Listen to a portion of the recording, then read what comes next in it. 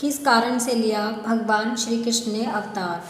भगवान श्री कृष्ण ने अर्जुन से कहा कि हे भरत, संसार में जब जब धर्म की हानि होती है और अधर्म बढ़ जाता है तब तब धर्म की पुनर्स्थापना के लिए मैं अवतार लेता हूँ।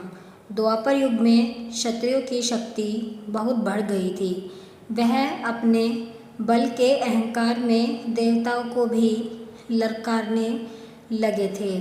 इसके अलावा हिरण्यकश्यप और हिरण्याक्ष ने रूप बदलकर धरती पर जन्म लिया था, जिनका अंत करने के लिए भगवान विष्णु को स्वयं अवतार लेना था। इनके अलावा और भी कई कारण थे जिनके कारण भगवान को द्वापर के अंत में अवतार लेना पड़ा। भगवान श्री कृष्ण का परम शत्रु कंस पूर्व जन्म में हिरण्यकश्यप था। भागवत पुराण के अनुसार भगवान विष्णु के द्वारपाल जय और विजय शाप के कारण बार बार असुर रूप में जन्म ले रहे थे।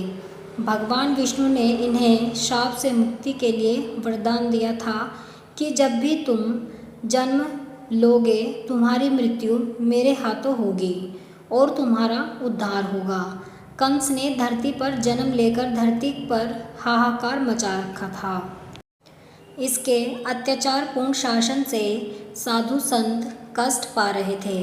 दूसरी ओर शिशुपाल, जो पूर्व जन्म में हिरण्यकश्यप था, वह भी धरती पर आ चुका था। इन दोनों को मुक्ति प्रदान करने के लिए भगवान श्री कृष्ण ने भाद्रपद महीने के कृष्ण पक्ष की अष्टमी को अवतार लिया। ब्रह्म वैवर्त पुराण में एक कथा है कि एक बार देवी राधा श्री कृष्ण से रूठकर गोलोक से कहीं चली गई। अवसर का लाभ उठाकर राधा की सखी विरजा श्री कृष्ण के समीप आ गई।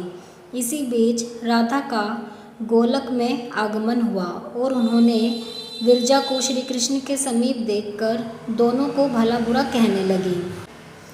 विरजा वहाँ से तुरंत नदी रूप धारण करके चली गई।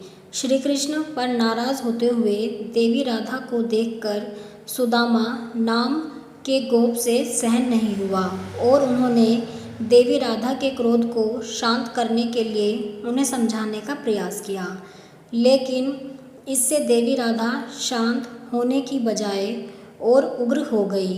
देवी राधा ने सुदामा को शाप दे दिया कि अगर असुर बनकर धरती पर चले जाएं। सुदामा भी क्रोध पर नियंत्रण नहीं रख पाए और देवी राधा को शाप दे दिया कि आप भी गोलोक से पृथ्वी पर चले जाएं और कुछ समय तक आपको भी श्री कृष्ण से विरह का दुख भोगना पड़े। श्री कृष्ण ने देवी राधा को समझाया कि चिंता ना करें, यह पूर्व निर्धारित है कि आपको पृथ्वी पर अवतार लेना है।